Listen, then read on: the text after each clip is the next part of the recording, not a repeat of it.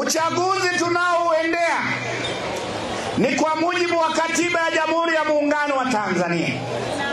Madiwani tulionao hawapasi kuendelea, lazima wachaguliwe kila baada ya miaka 5. Wabunge tulionao lazima wachaguliwe kila baada ya miaka 5. Rais tuliye naye lazima achaguliwe kila baada ya miaka 5. Halafu kuna chama kinaongozwa na wanasheria hawasomi na katiba. Uchaguzi huu sio kwa ridhaa ya Chama cha Mapinduzi. Uchaguzi huu ni kwa mujibu wa katiba ya Jamhuri ya Muungano wa Tanzania. CCM inaheshimu demokrasia. CCM haiwezi kwenda kinyume na katiba ya Jamhuri ya Muungano wa Tanzania.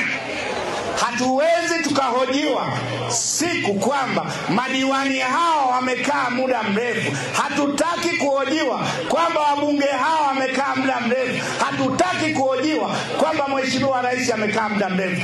Tunataka uchaguzi kwa matakwa ya katiba ya Jamhuri ya Muungano wa Tanzania. CCM oye! Na kwa maana hiyo hatuna haja ya kuwabembeleza. Narudia, Chadema hatuna haja ya kuwabembeleza.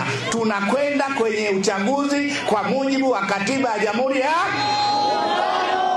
Na baada ya uchaguzi kama hawatashiriki, shauri yao. Wasiposhiriki, shauri na ndo mwisho wao wa kuwa chama kikuu cha upinzani Tanzania.